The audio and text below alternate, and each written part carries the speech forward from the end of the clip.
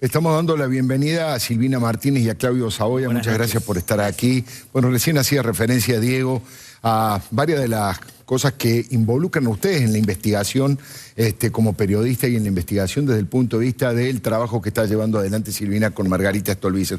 La primera pregunta, empezando por las damas, tiene que ver: ¿cómo es posible que, digamos, la presidenta de la Nación haya cobrado alquileres de parte de Cristóbal López y de Lázaro Báez sin darse cuenta que cualquiera podría haberse observado que se trataba de coimas encubiertas? Bueno, esa es la pregunta que nos hacemos y la pregunta que está haciendo ahora el fiscal y el juez investigando este caso de los sauces. Lo cierto es que nosotros planteamos de que ellos armaron una estructura, o sea, el hecho de crear una sociedad en el 2005, dejarla sin ningún tipo de movimiento durante el 2000, hasta el 2009, comprar una serie de inmuebles por sumas cercanas a los 10 millones de pesos y a partir de ahí automáticamente alquilar estos inmuebles únicamente a Lázaro Báez y Cristóbal López. Entonces, cuando ya ella era presidenta de la Nación, cuando ya había contratos de obra pública, claramente nosotros pensamos que no es que no se dio cuenta, sino que era una maniobra armada precisamente para darle un manto de legalidad a una operación que claramente era, por lo menos, un retorno de dinero o pago de coimas, como vulgarmente se conoce. Ahora, ¿cuántos organismos del Estado tuvieron que intervenir? Yo mencionaba recién solamente a Debido frente a Vialidad Nacional y frente al Ministerio de Planificación y Echegaray frente a la AFIP como los dos máximos exponentes, pero imagino que hubo muchísimos estamentos que intervinieron y que permitieron esta corrupción. Claro, bueno, por eso nosotros también planteamos que esto es imposible que hubiera ocurrido sin que exista una orden expresa de la Presidenta de la Nación, claro. Porque más allá de que eran sus inquilinos y le pagaban millones y administraban sus hoteles y tenían vínculos en todo sentido, también estaba la complicidad y el encubrimiento por parte de la AFIP, de la UIF, del Banco Nación, o sea, muchos organismos que se tuvieron que poner de acuerdo en un momento determinado de tiempo para proteger a estos empresarios, para no controlar, para hacer la vista gorda en estos temas. Esto es imposible que ocurriera sin que no había una directiva expresa por parte de la máxima autoridad. Claudio Saboya viene investigando muchos de estos temas en el diario Clarín. De todo lo que has visto en los últimos 3, 4 días, ¿qué es lo que más te ha impactado, te ha llamado la atención respecto de, bueno, de generarte cierta sorpresa porque no te esperaba semejante cosa? La mentira del Betis, por ejemplo, que es una de las que desarticulaste con la entrevista a Fariña. No puedo comprender todavía el objetivo de última de la defensa de Lázaro Báez. Yo vengo escribiendo bastante sobre eso porque tengo información de que el propio Lázaro Báez está desconfiando de qué es lo que están haciendo sus abogados en esta causa. Contaste que hubo una pelea en el propio penal de Ezeiza, donde él le pasó la factura diciendo: ustedes la están jugando para ella, la defienden más a ella que a mí, ¿no? Sí, una pelea que hasta ayer trataron de negar y de tapar. Bueno, no tengo mis documentos ahí que van a probar en el caso que hiciera falta seguir ratificándolo, ya lo hice hoy otra vez. Pero me llama la atención porque es una estrategia, yo hoy también lo escribía, una estrategia bastante suicida. Vos pensás que ellos hicieron, ayer presentó Lázaro Báez, sus abogados, un largo escrito negando todo, negando que el video de la Rosadita no existe, que como Lázaro Báez es un empresario multimillonario, ¿cómo no va a tener el dinero para comprar lo que quiera? Que no tiene por qué ser embargado, que tiene que ser liberado, que su procesamiento no tiene lugar. O sea, una negación de todo. Es una apelación que va a la Cámara Federal. La Cámara Federal, recordemos, porque acá donde tenés que hacer una especie de análisis, claro, es la que le dijo al juez Casanelo: Lázaro Báez se queda preso, primero, y usted, juez, no se quede con estos 5 millones de la Rosadita, porque hay una fortuna monumental que está o en el exterior y enterrada en el sur, y a ver si la recupera o hace algo. Entonces, la verdad que la estrategia de Lázaro, ir ante esas mismas camaristas, esas tres, la sala 2, la prestigiosa sala 2 de la Cámara Federal, a decir yo no hice nada, no tengo nada, me parece que la verdad que es una de las cosas que más me sorprendió en estos últimos días, como vos decís. Y me quedo con una frase que dijiste acá, que te escuché con mucha atención, porque hace a lo que estabas comentando en tu editorial. La frase que dijo Néstor Kirchner y que vos recordarás que Cristina repitió en un acto de campaña en el 2007, cuando le habló a Néstor, le dice: presidente, usted se fue a hacer plata al sur porque tenía que hacer política. Y creo que cada vez hay más pruebas, Silvina, ella que las recoge y las ofrece a la justicia, de que el axioma ese fue exactamente al revés. No fue voy a hacer plata porque me voy a meter en la política, sino voy a entrar en la política para hacer plata. Claro. Así es. Ahora, el tema de la negación es muy impresionante. Yo te escuchaba, Claudio, y pensaba en dos cosas.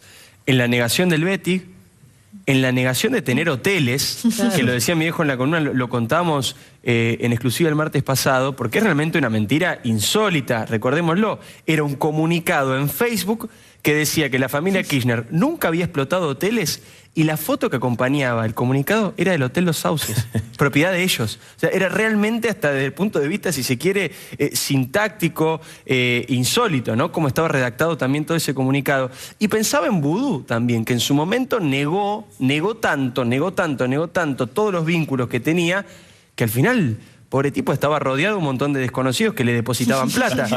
Y esto mismo es lo que plantea Báez. Dice, no conozco a la gente del Betic, pero es cierto que me depositaron plata en la cuenta. ¿Cómo explica eso? Para una obra que no gané, recordemos, la excusa que él pone, que bueno, un poco Fariña, que de eso entiende, porque ha estado en un momento clave. Recordemos, Fariña estuvo poco tiempo acompañándolo a Báez en sus negocios sucios, tal como él mismo lo admite, pero en un momento clave, que es tras la muerte de Kirchner, cuando él cuenta que empieza a haber mucho dinero que se va acumulando y el que seguía llegando, y Báez trata de mexicanear un poco y llegaban los bolsos, entonces ahí entra Leo Fariña a ver cómo movían esa plata.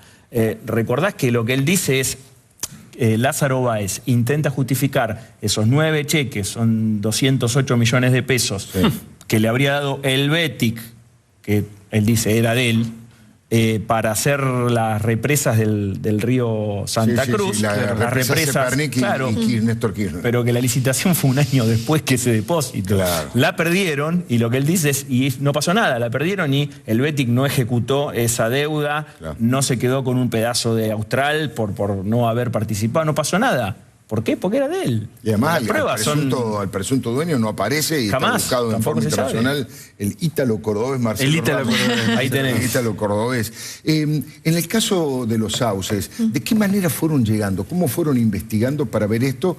¿Y usted cree que se puede probar el enriquecimiento ilícito, además del tema del cohecho, es decir, las coimas?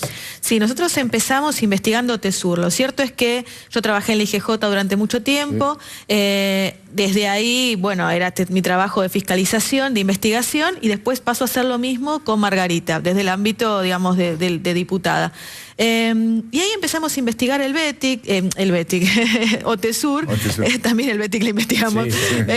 Empezamos a ver qué pasaba con esta empresa, veíamos todo lo que adeudaba, que estaba mal, todas las irregularidades. Bueno, una cosa nos fue llevando a la otra. Después que empezamos la causa Tesur y que vemos la reacción de ellos y todo lo que pasa, decimos, bueno, sigamos investigando a las otras empresas. Y ahí llegamos a los Sauces. Los Sauces demoramos más en hacer la denuncia, porque nos tardó mucho en conseguir los informes de dominio para ver realmente qué propiedades tenía esta empresa y qué era lo que hacía. Finalmente eran 8 propiedades. Son 8, pero ahora Bonadío encontró 2 más. O sea, el departamento de Florencia Kirchner está a nombre de los Sauces también.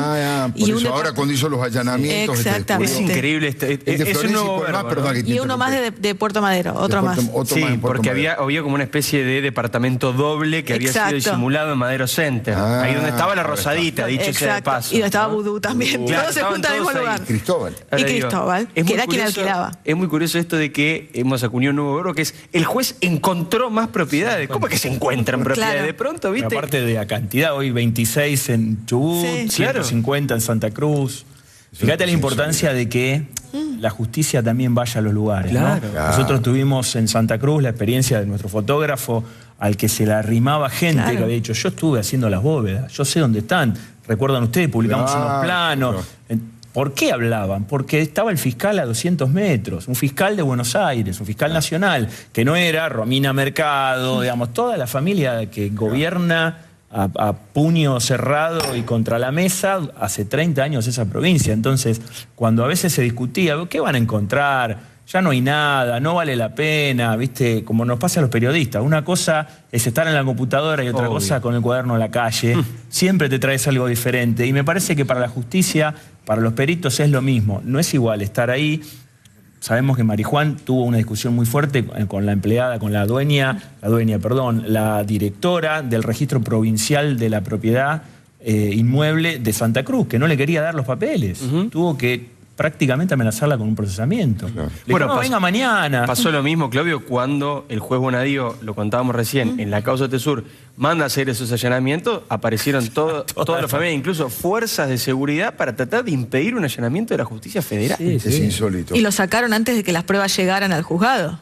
Exacto, O sea, las sí. pruebas tardaron más que el tiempo que terminaron de sacarlo a él. O sea, cuando llegaron las pruebas a Buenos Aires, Ya no- Bonadío ya no era el ya juez, era el juez. claro. Correcto. Ahora, doctora Martínez, la IGJ, ¿no? Qué tremendo que usted no haya podido seguir trabajando allí. Pero ahora, ¿se está mejorando? ¿Se han encontrado algunas nuevas cosas? ¿Cree que ahora puede ser útil para las investigaciones, la Inspección General de Justicia? Sí, yo espero que sí. La verdad que es un trabajo muy difícil porque lo que pasó durante todos estos años es desmantelar un organismo, sacarle las funciones de fiscalización y pasar a ser un organismo que era politizado completamente y lleno de militantes. Entonces creo que ese trabajo es muy complejo y creo que lo están haciendo bien, lo están encarando y están tratando de solucionar ese tema. Veremos si se pueden acomodar a esta nueva realidad. Hasta ahora están colaborando con la justicia, presentando las cosas. No vivimos lo mismo que vivimos en los últimos años, donde no te entregaban absolutamente nada y era imposible conocer la información que era pública de una empresa de alguna de estas personas que hemos nombrado hasta ahora. Recordá que apareció, la carpeta de Claro. Chicone. Claro. De Olfan, perdón, Olfan. ¿no? La carpeta Olfan. del expediente de Olfan que se había perdido, lo reconstruyeron de una forma Mal, trucha, mal, incompleta. bueno, para que veamos todos los pasos del encubrimiento, ¿no? Muy Y fuerte. Y cuando- ahora apareció de golpe. Mágicamente reapareció. Apareció. Estaba Sí, en un sótano. Igual apareció porque llamaron indagatoria a los presuntos responsables, Claro. entonces el expediente apareció. Claro, a lo mejor pasa eso, que muchos que no lo hicieron por dinero, sino por obediencia debida desde el punto de vista político y por temor a ser despedidos, Exacto. Sí. tal vez ahora se sientan con la posibilidad de mostrarlo, ¿no? Quería preguntarle, esto es una cuestión que tiene más que ver con la opinión de cada uno, pero los dos tienen mucha experiencia, vos en tu rol político, vos también como editor de Judiciales de Clarín, Claudio. Yo recién nombraba a los jueces y fiscales de cada causa porque lamentablemente en Argentina el juez y el fiscal que toca es prácticamente sinónimo de si va a avanzar o no va a avanzar. Claro, ¿No? Vos decís, tocó Bonadío Rívolo y los dos van a fondo. Tocó Rafecas, es más difícil. La A ponen por la Casanero le suela. dicen tortuga. Recién, Claudio, vos hablabas de la sala 2 de la Cámara, prestigiosa, una sala de Irursun, Catán y Fara, y la sala 1, mucho más complicada, que benefició a Jaime, que benefició a Sí. Vudú, que benefició a Cristina. ¿Estas 4 causas, ustedes creen que están en jueces que pueden llegar a avanzar e ir para adelante? Digo, pienso en Ercolini, por ejemplo. Sí, o sea, Ercolini demostró que en tiempo récord dispuso un mega operativo y por lo menos empezó a abrir las cajas, escanearlas, certificar qué es lo que hay, algo que Rafecas en 8 meses y pico no lo hizo, lo cual está demostrando voluntad de avanzar. Bonadío Ni demuestra hablar. continuamente de que lo hace, lo mismo que los fiscales que los acompañan en estas causas. Después yo creo que la ruta del dinero acá, nosotros estamos presentados ahí como amigos del tribunal, vemos que en este último tiempo Casanelo ha avanzado y está demostrando que quiere llegar a por lo menos a determinar qué va a pasar en este caso con Báez. Así que yo por lo menos mi opinión es que el tiempo ha cambiado, la justicia tiene que escuchar lo que dijo la sociedad y lo que reclamó la sociedad, que se termine la impunidad y que cambie esta forma de actuar, de protección. Supongo que lo escucharon y que van a actuar en consecuencia. Parece que cada juez tiene su estilo, eso ayuda o perjudica el ritmo de algunos expedientes.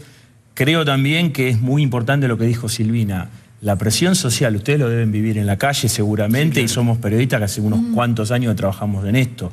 Hay una presión, hay una demanda porque haya justicia, porque vayan presos, porque devuelvan lo que se robaron, que creo que también es solidaria con las penurias que nos toca pasar y sobre todo a muchos hermanos nuestros que están en una situación mucho más Económicamente difícil. complicada. Y bueno, se robaron todo, pero ahora que alguien pague por esto, porque estoy sufriéndolo yo ahora. El Y esto de dinero que no está. devuelvan la plata, Que ¿no? devuelvan la Novedad. plata. O sea, esto no estaba en la agenda, ni siquiera No. lo estuvo en la campaña fuertemente. Entonces, primera cosa. Segunda cosa, un mensaje para el gobierno. El gobierno a veces tiene un discurso que es correcto, pero que, como diría compañeros nuestros también, no dice toda la verdad. Porque dice, nosotros vamos a dejar que los jueces actúen, y está muy bien, y en eso consiste la democracia, pero el Poder Ejecutivo tiene mucha incidencia en varias cosas. 2 ejemplos. Los operativos del fiscal Marijuana en el sur, Sí. requirieron de un montón de dinero. Había que mandar fuerzas especiales durante 10 días, la Peritos. excavadora, Exacto. peritos, aviones. Ese dinero en un momento no estaba. Hasta que hubo una persona que dijo, esto sale de acá, va acá, y en 2 minutos empezó. Ejemplo 2. hoy el testigo protegido, el único testigo protegido que tiene esta causa y que ha hecho por lo menos hasta ahora un aporte importante a la investigación, está protegido por el gobierno. Fariña. Fariña, Leo Fariña. ¿Cómo vive? ¿Cuáles son sus condiciones? ¿Qué es lo que están mirando cualquier otra persona que diga, claro, yo me voy a arrepentir o no? Eso está en manos del gobierno, no de los jueces. Entonces, hay muchos resortes con los cuales el gobierno puede ir para adelante o, como dirían los árbitros de fútbol, arriba, siga, y si se pegan patadas, yo no miro. Y yo le agrego a eso, Claudio, dos roles políticos que puede jugar el gobierno. El gobierno puede hacer una comisión bicameral que reciba testimonio, como fue en su momento, claro, la CONADEP también, para ayudar a la justicia, no para interferir. Simplemente mucha gente que la justicia le queda muy lejos, es una instancia muy superior, en cambio que tal vez si el Congreso abre sus puertas en una comisión bicameral podría recibir, y el gobierno no está metiéndose en otro poder, pero está colaborando y está generando una señal política de que se ponen al frente del reclamo de la sociedad y no que van atrás del reclamo de la sociedad. Recordá que siempre la idea de la CONADEP de la corrupción, que había sido de una bandera de ahora Ernesto Sanz y de Chacho Álvarez en la década de los 90, seguro. Y con ese mismo nombre. Seguro. La CONADEP, que hacía en momentos mucho más duros que los que nos toca vivir ahora, iba al interior, escuchaba hasta en las casas particulares de la gente denuncias sobre las violaciones. Garantizaba anonimato de la gente. Exactamente, entonces ¿cómo no se va a poder? Mirá si no hay mucho por hacer, y eso también pondría a los jueces en una situación, por lo menos con muchos ojos sobre su trabajo y a moverse, ¿no? Claro. Vos estás manejando, Claudio, una información muy fina, muy buena en todo esto que está pasando, tanto con Fariña como con Lázaro, esto que contabas de su discusión con los abogados y demás. ¿Cuál es la situación personal de Lázaro Báez? ¿Vos creés que puede llegar a hablar, puede ser también en un imputado colaborador o arrepentido como Fariña? Hasta donde yo sé, le tiene fobia a la palabra arrepentido. Es un tema semántico, si querés, pero por eso es que apareció esta figura, que es la figura técnica del imputado colaborador. Hasta donde yo sé también, y en algún punto me consta personalmente, él tiene en sus manos cierta información como para poder en cualquier momento tocar el timbre, digamos, y acogerse a esta figura. Hay dos personas que están cerca de él y que están monitoreando, por pedido de él, que están monitoreando un poco esto. Ahora, todos juegan. Yo comencé contando la estrategia errática que tienen sus abogados en esta causa, que realmente a veces lo dejan mal parado, porque un tipo que niega todo, como dijimos, está para comerse un sopapo de la Cámara prácticamente cantado. Entonces, hay que seguir de cerca qué pasa con esos abogados, y ahí es donde entran las señales que decía tu papá recién y todo. A ver, él está esperando garantías. Es una palabra muy amplia y un poco ambigua, pero digo, si yo cruzo el Jordán, ¿qué me va a ser de mí? ¿Qué va a ser de mí lejos de casa? Del otro lado, exactamente, del otro lado le preguntan, pero vos qué tenés. Y ahí donde quiero contestarte, habría papeles, habría contradocumentos, habría extractos bancarios. Recordemos que Néstor Kirchner no era un dechado de confianza. Claro, todo lo contrario. Uno dice 150 propiedades, empresa, y no había nada que dijera esto es mío. Que dijera esto no es tan tuyo. Claro. Tenemos los testimonios de que Cristina habría reclamado, che, mi plata. Que cuando la embajada de los Estados Unidos le avisa que Lázaro está haciendo operaciones, es ahí cuando lo interpela Lázaro Báez diciendo, esa es la plata de Néstor, ¿no? Y Báez, en lugar de frenar, dice, sigamos, pero con más disimulo. Doctora Martínez, ¿cómo cree usted que sigue la película en la causa de los sauces? Digamos, ¿qué es lo que debería recorrer ahora la justicia? ¿Qué camino? Bueno, la justicia por lo pronto lo que está haciendo es tratando de comprobar efectivamente quién pagó los impuestos de estos departamentos de Puerto Madero en primera instancia. Para eso hizo los allanamientos en las administraciones. Y está tratando de comprobar precisamente si estaban registrados estos pagos entre las empresas de Báez y de Cristóbal López y de Cristina, de qué valoran estos pagos para ver si eran efectivamente superiores a los de mercado y si efectivamente estaban ocupados. Nosotros aportamos, que es un dato que también salió publicado, nosotros aportamos que hay un testigo, que hay el único empleado que tenía los sauces, o sea, es una empresa que se dedicaba al alquiler, que no tenía ningún empleado, solamente un solo hombre, que el pobre sale en este comunicado diciendo que era el jardinero de la familia. El jubilado Díaz. El jubilado Díaz, que era el jardinero de la familia Kirchner, o sea que es peor, no tiene ningún empleado en los sauces, pero cobraba millones y facturaba millones. ¿De quién? De Lázaro Báez y Cristóbal López. Entonces creo que la justicia tiene tiene mucho por hacer, pero es una causa rápida, porque gran parte de estas pruebas, los extractos bancarios, la información contable, ya está dentro de la causa OTESUR, Claro, ya está. que fue lo que Bonadío y Rívolo pudieron acceder hace poco. Entonces, es cuestión de poco tiempo, no va a llevar mucho tiempo y es fácil de comprobar. Una documentación que podría pedir el doctor Casanelo también. Tranquilamente. Porque Claro. todos sabemos que la plata se fue por la obra pública, fue a los paraísos fiscales, Helvética, etcétera. Volvió a los cheques y ¿dónde terminó? Porque ahí es donde uno podría completar el círculo. Los periodistas vemos la big picture. Segura. Y los jueces dicen, no, yo tengo esta partecita nada Claro. más. Pero así como Casanelo entregó información de varias causas, ustedes recuerdan, información de la declaración de Leo Fariña la repartió a 4 jueces. Dice, acá hay información para ustedes. Para todos. ¿Por qué no pide lo mismo? Yo creo que Casanelo ahora tiene que decidir internamente si va a ser un juez que cumpla con un rol estrictamente concreto en la causa que tiene o si aspira a transformarse en el juez Moro de Brasil. Vos sabés que el juez Moro, la operación Lavallato, es un Sí. juez de provincia. Seguro. Es un juez, Curitiba. claro, sería un juez federal de Mendoza, supongamos. Seguro. Pero el tipo empezó a ver que había metió un preso a sistema, Lula. Claro. a Lula y a Marcelo Odebrecht. A Marcelo Odebrecht, que es el empresario Son uno de los más grandes de América Latina, ¿no? Silvina Martínez, doctora, Claudio Saboya, colega, muchísimas Queridos gracias colegas, por haber gracias. estado aquí. Muchas gracias por la Gracias. invitación.